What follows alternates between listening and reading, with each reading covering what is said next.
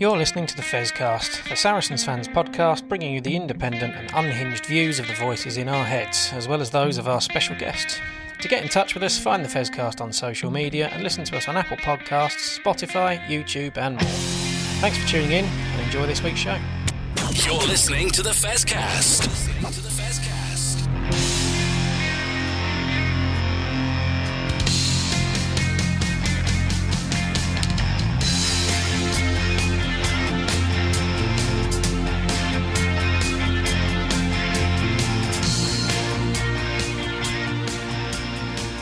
Well, hello everybody and welcome to the penultimate edition of the Fezcast.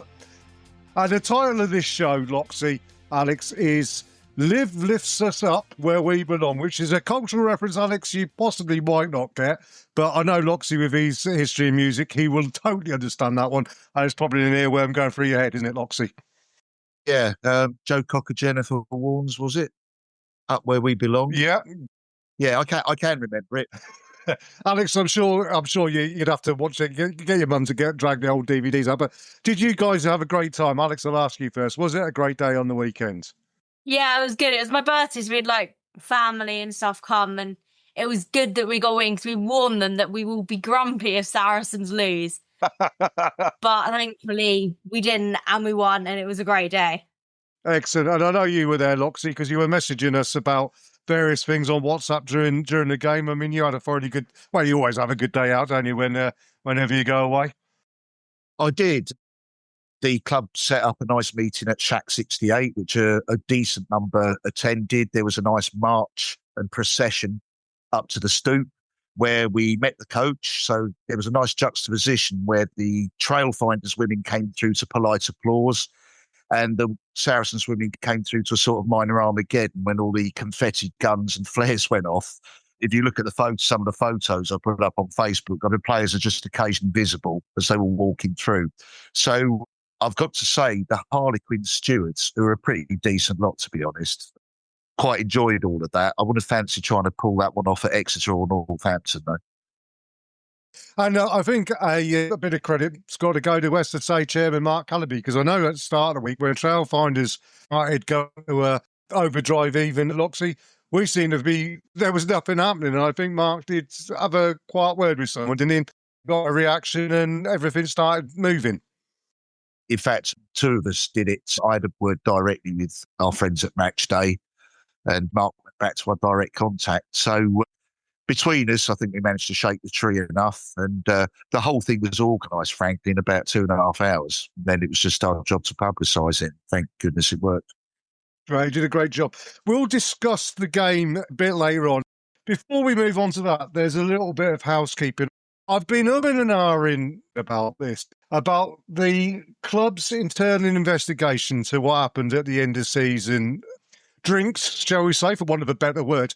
And the fact that, no further action is being taken against Totoa Uvea for what happened with the England cricket team and everything. Personally, I think the club did the right thing. They said they've investigated it. They said they support the player. Clearly, behind the scenes, things will go on. But that's employer, employee, HR stuff and everything. They can't go out too far. Jamie George comes out in the week and, as a colleague, can do a bit better. Said that obviously people are having a word with the lad and what's going on and everything. The club have done their investigation and said that, this is okay, this is what we found, and we've kind of dealt with it internally. And actually, if they don't feel there's anything extra to do, then what Jamie George has come out and said, we'll make sure this kind of doesn't happen again as players. We'll speak to the younger players. We'll make sure they know kind of what's right and what they should do kind of in the future. And actually, that seems to have been dealt with, and hopefully there won't be any more incidents like it. Indeed. And I mean, Loxy, we go back a long, long way, a lot longer than Alex does and everything. And I mean, this is something that in the days before social media used to happen quite a lot. And I mean, Kieran Bracken was a story of a certain second row who come from Coventry, and not Jim Hamilton, but slightly older vintage in Dublin, having an argument with a former footballer, and how that all developed. And I won't mention the names because I'm not sure how much is out there, but these things have happened. There's a drinking culture in both cricket and in rugby and perhaps in football as well. And occasionally you are going to have instances where high spirits maybe, something said, we don't know, we weren't there. But I mean, I know from working in nightclubs for many years, these sort of things happen. And, you know, it's a storm in a teacup, and that's how it should have been, really, isn't it? I think so. I mean, it's not like Saracens unfamiliar with it. I mean, Jamie could be quite sagacious, or whatever the word is, because he'd been alongside Billy Vunipola on some of his worst nights. And he really blundered through naivety, and he seems to feel that this young man's done the same thing. You know, he's barely out of Samoa. London, he said he was a rabbit in the headlights. I mean, I'm a rabbit in the headlights in London, the late night these days, probably my age. But I can sort of sympathise with that to a degree. Yeah, I think Jamie's view was that they'll take the young man under their wing and try and make sure that he gets his perspective right. You know, these things happen. I'm seeing some people online saying, oh, the ECB are very upset about it. Well, when Saracens are allowed to start disciplining cricketers, then the ECB can worry about the conduct of Saracens. It's nothing to do with either party. The ECB can deal with the cricketers, Saracens can deal with their own. That's the end of that. Yeah, absolutely. I think we've held that one pretty well. We'll come back and discuss a fantastic season for Saracens women. You're listening to the Fezcast. Hello, this is Akina Gondwe of Saracens Women, and you're listening to the Fezcast, and we are both proudly sponsored by the Saracens Supporters Association. For a £10 annual subscription to the SSA, you'll get the chance to buy tickets for away matches, receive a regular newsletter, and an exclusive SSA badge. They also arrange pre-match gatherings and player-coach events. As well as sponsoring both me and the Fezcast, they also sponsor Louis Johnson from the men's team and the Saracens Foundation Track Club. Not bad for £10. You can join up at membermojo.co.uk/SSA. Enjoy the rest of this edition of the Fezcast, and I look forward to seeing you at StoneX. Come on, you Sarries. This is the Fezcast. Okay, well, welcome back, everybody, to the second part. And as I say, it's time to talk about a fantastic end to the season for Saracens, who have kept the fire burning and have done a great job in winning the PWR trophy. And what a fantastic day. You've both said what a great day it was there. It was a great day watching the TV, but the TV does bring me, before we get into the game, to a bit of a moan. And Hugo Monya, I doubt you are listening to this, but if you are, you may want to cover your ears, because Hugo, yeah, professionalism was lacking a little bit. And what really got my goat, Alex, was the point when they were talking about the game and everything like that. And the question was asked of Hugo, who do you think will win the game?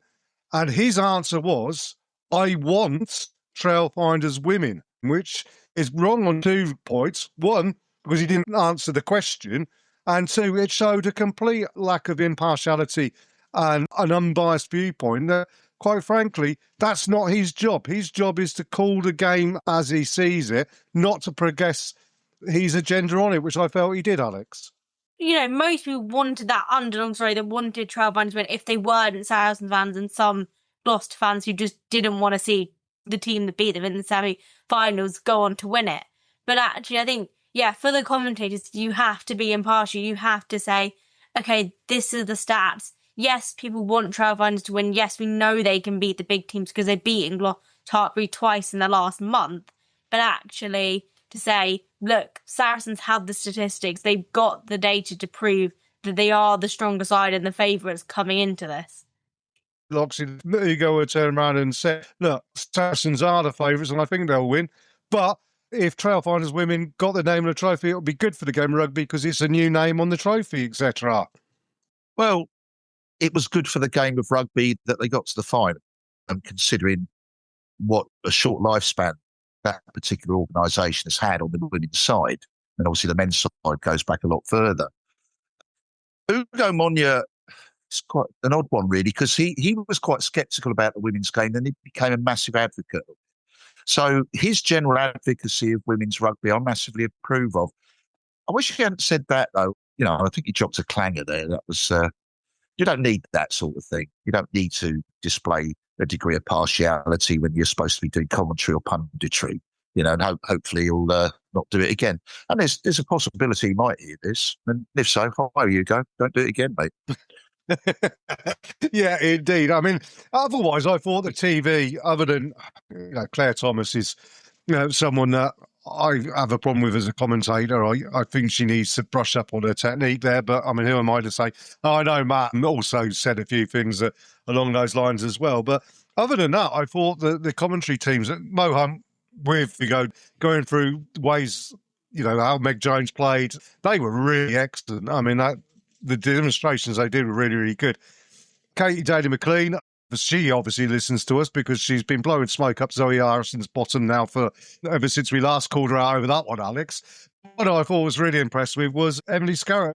She's obviously an England's coach in the making, her and Sarah Hunter and potentially Marley Packer. I mean, what a triumvirate that would be, wouldn't it? Sarah Hunter in charge and Emily doing the backs and Marley doing the forwards. That'd be something else, wouldn't it, in the future? But the thing that really impressed me most is the fact that Emily didn't take the easy player of the match decision, because she could easily give it to Marley Packer, who would have deserved it.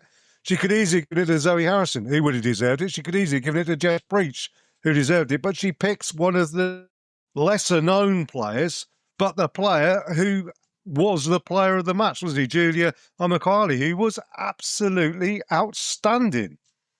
Credit to Emily to say, actually, I'm not going to pick, one of the England players, one of the kind of big names in the team, but actually I'll go for someone who puts the work in, who made kind of the tackles and put the work in both in attack and defence, and then to say, yeah, actually I'm not going to pick the one that most kind of Red Roses fans will know, her name necessarily, but actually I'll go for the one who's put the work in, week out, and really showed up in the final.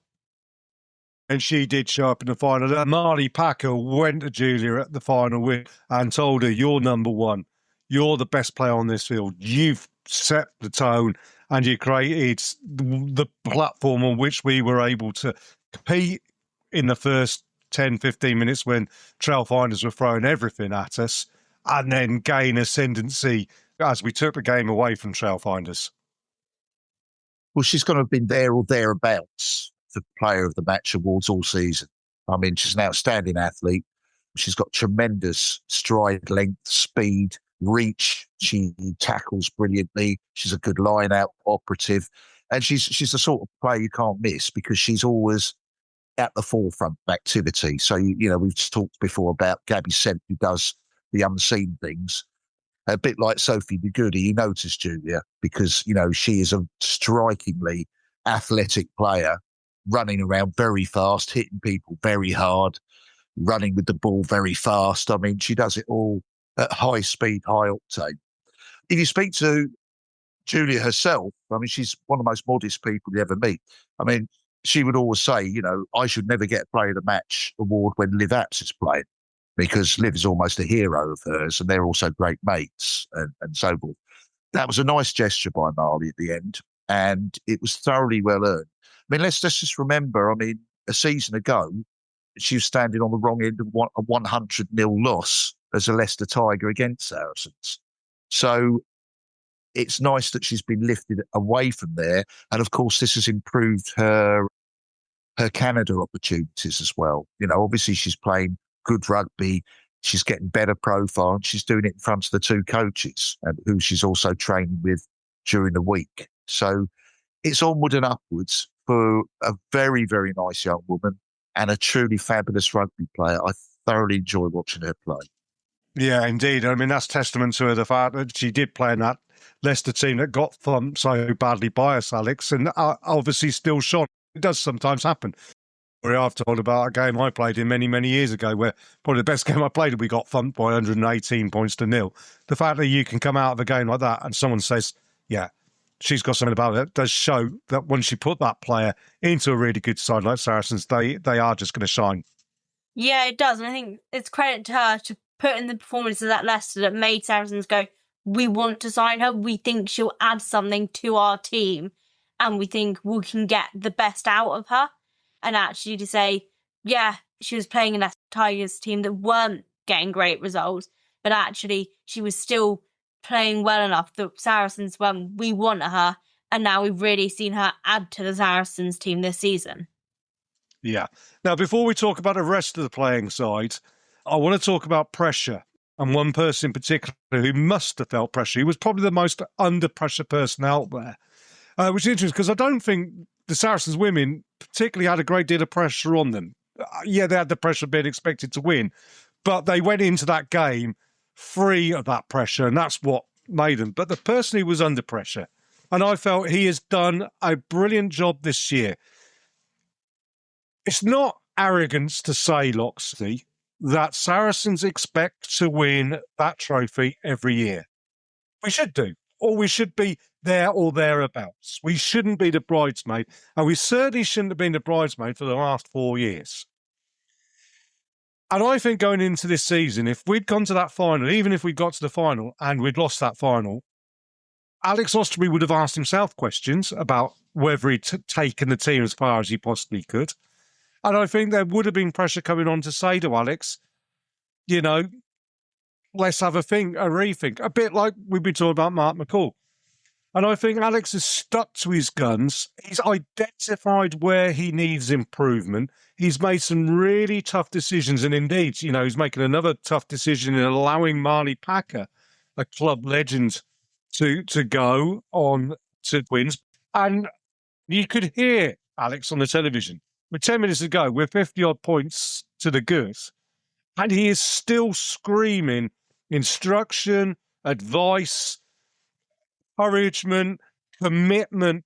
I mean, fair dues to Alex. He had pressure on him, I feel, here, Loxley, and he stood up to that pressure the whole season. And this is just rewards for a really good guy, a really good rugby guy.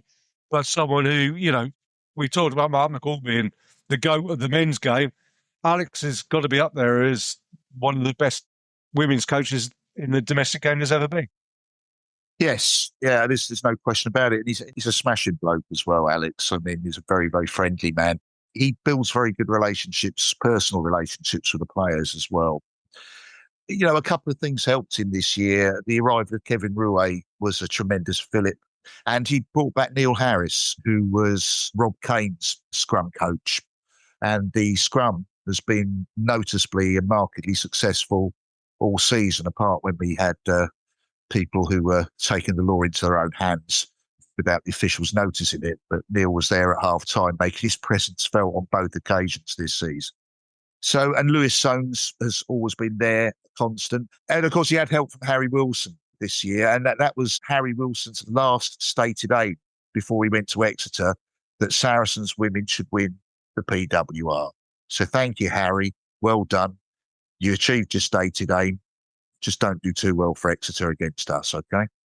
You're absolutely right there, Loxley. And it was a team effort, but I mean, I think Alex had to, you know, he had to coordinate that and set the bar at where he wanted to be, and he did a fantastic job of it, Alex. Yeah, I think he did. And I think for him, you know, this season, he'll know there was pressure to get results and to get kind of the title, which we've been missing in the last few years. So actually to know where we needed to recruit players, what staff we needed to bring in, and to actually bring that all together within this season and have a really dominant season, and then to get to the final and have a dominant performance there, showed what he can do as a coach. Well, let's talk about some of the players. And I think the difference between the sides, quite simply, was that Charles Women had Meg Jones. She's a cheat code. There's no two ways about it. She's a fabulous player. And it is quite interesting that when interviewed Marley Packer, and they said, you know, who of Trail Finders women would you have in your team? Marley gave the correct answer, which is none of them, which is quite correct, because if you turn around and said, well, actually, I quite like Meg Jones in the side. And let's be honest about it, if Meg Jones became available and wanted to play at Saracens, we'd probably take her because she is that good. I mean, she's one of the best players in the world for a very good reason. But how disrespectful would that have been to Emma Hardy if Marley Packer had said, well, actually, yeah, we'd take Meg Jones. So Marley gave the correct answer there. But Meg Jones was special. But that was the one player from Trailfinders Women who had a special game, I felt, and gave them star quality. We had 5 or 6 superstars on that side who played like superstars. Marley Packer did. Sophie de Goody did. Zoe Harrison did. Liv Apps did. Jess Breach did. In fact, Alicia Corrigan had a fantastic game. She was mentioned player of the match awards. Donna Rose had a fantastic game. Bridie Fields. I mean, there was 15 superstars, and that quality across the field, Trailfinders women perhaps were only slightly below them, resulted in a big win for the team, didn't it, Loxie? Yeah, but the important thing is you've got to convert your chances. I mean, the first 13 minutes that I counted, Trailfinders women were all over Saracens, but they couldn't score. The virtual first foray into their half resulted in Julia Mokkole scoring the first Saracens try, and 2 Marley Packer tries followed very soon after that. You know, you've got to put your chances away, and that's what Saracens women have been doing all year. They still have their issues with, you've mentioned discipline, no doubt we'll come back to that, but they do take their chances. The men could take a little bit of a cue from that, how to convert your chances in the red zone. But that was the problem. It was deflating for Trailfinders women. They were all over Saracens women. Before they knew it, they were 19-0 down. It got worse pretty soon after that. Yeah, the game had gone, hadn't it? With from Julia scoring the first try and then Marley getting those 2 tries. The game had gone. It was never in danger. And I think the interesting thing is, Loxie mentioned it there, discipline. Discipline was an issue, which comes on to refereeing, because I'm going to mention Hollywood as the referee. And I mean, it's admirable that she was out there refereeing so soon after giving birth. But I don't think she particularly had her best game off. Perhaps the occasion good for a little bit. Alex, I don't know how you felt in the stands. There was a couple of weird decisions she made, and a couple of times where the 50-22 from Zoe Harrison, because everybody knew that was a perfectly executed 50-22. Trailfinders women were sat getting ready to take the line out, thinking, we nicked one here. That's the problem, isn't it? That we were on top. And Trailfinders women were struggling with their discipline. There was never a warning gone to them. I think they had 10 or 11 penalties on the trot and never got a warning.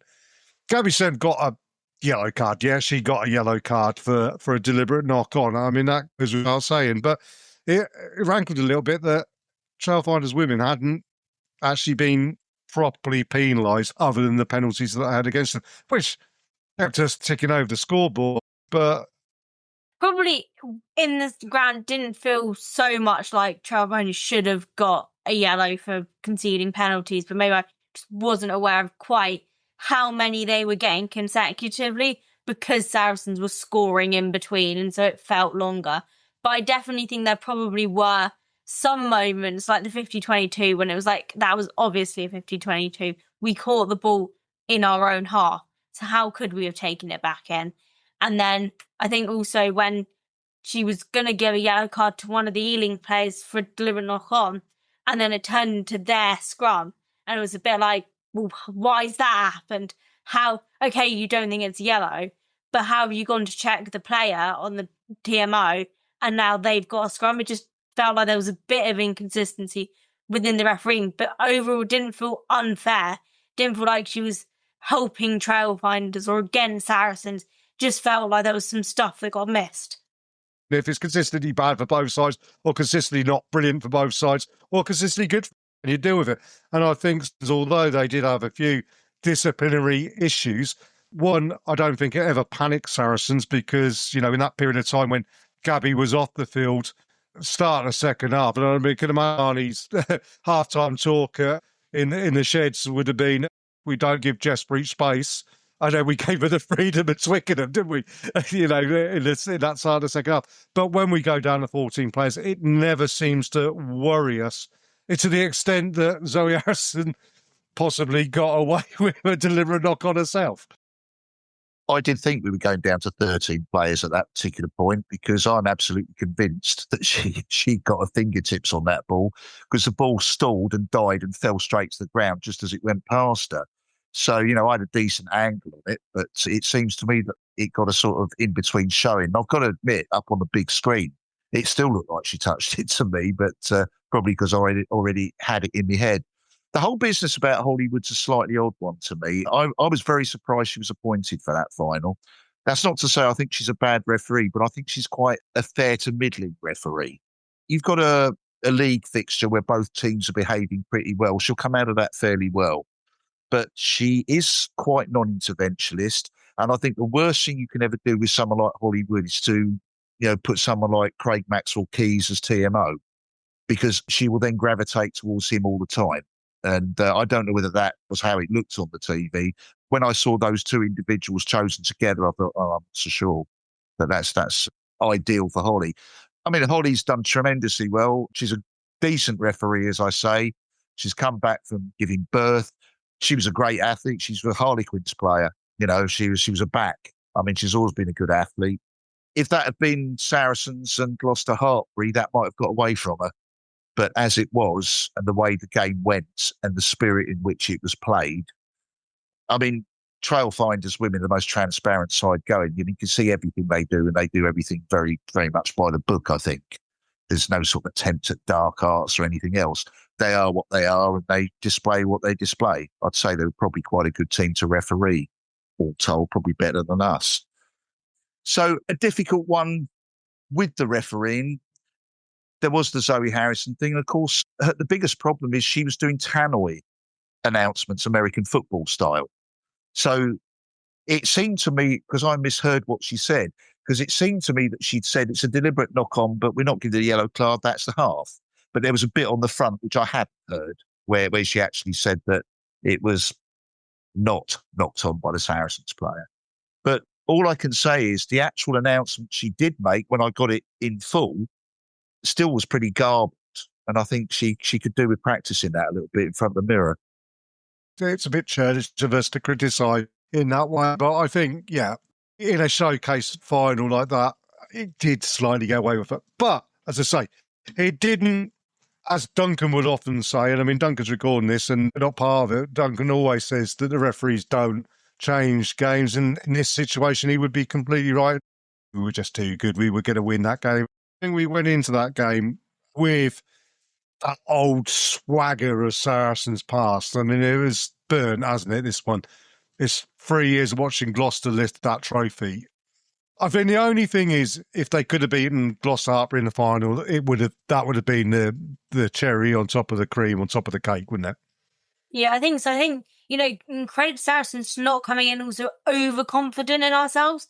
We didn't go, Trailfinders is going to be easy. They're not going to put up a fight, because they did, especially in the first 10, 15 minutes when it was pretty much just them attack and we had to defend well. So I think credit Saracens coming in, believe in ourselves that we can do this. We know we've got the players and the game plan that we can easily beat Trailfinders, but actually not getting too complacent with it and thinking it's going to be too easy, which would have been easy to do considering that we beat them by 80 points a couple of weeks ago. And I think that kind of meant that balance was met going into the game.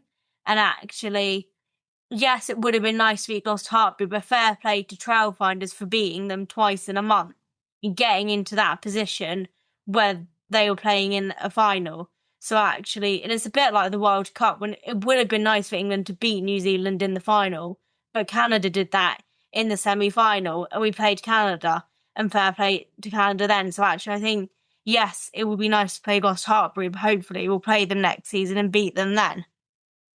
There's plenty still to achieve next year, which we will go into greater detail in Season 7 of the Fezcast.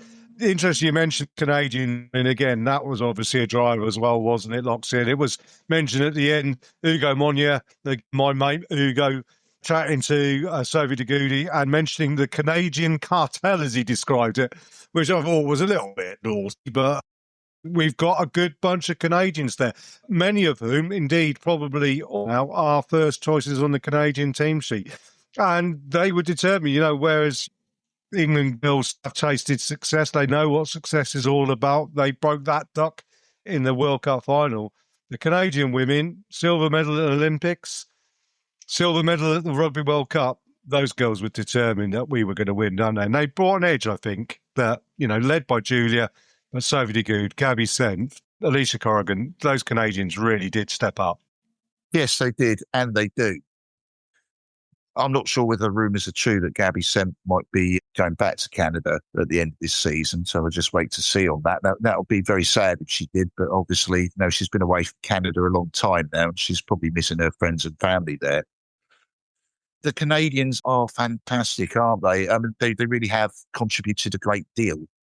And Canadian cartel, it's just another one of these sort of crummy catchphrases, isn't it? Or tropes or whatever else that sporting commentators bore us to death with sometimes. But as far as I'm concerned, they're a magnificent group of rugby players. They're very, very tight as individuals. And let's put it this way. When Canada played England in the final, Liv Apps was just a player who came on for like the last 25 minutes, wasn't she, in all of those games? Yeah. I don't think she'll be doing that now. And Julia hadn't really emerged at that particular time. She was very much a fringe player.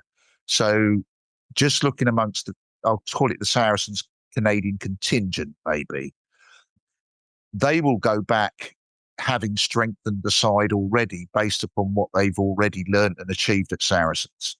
So, it is interesting. Yes, the Canadians bring a great deal to Saracens, but that's not to say that Saracens isn't giving a great deal back to them.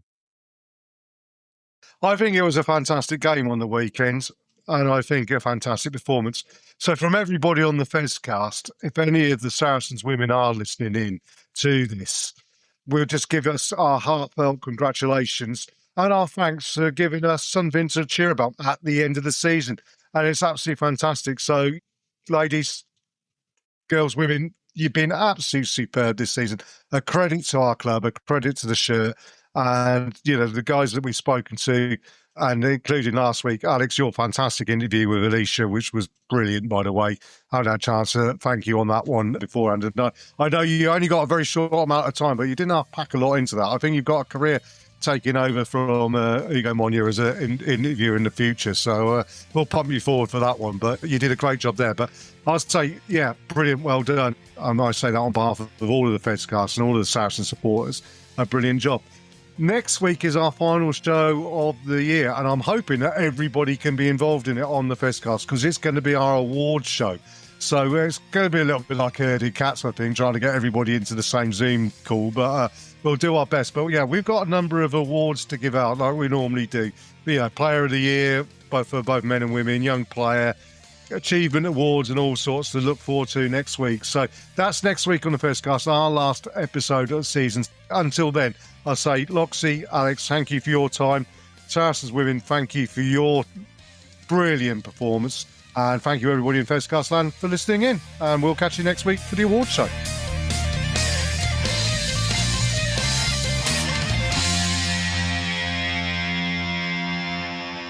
This is the Fezcast.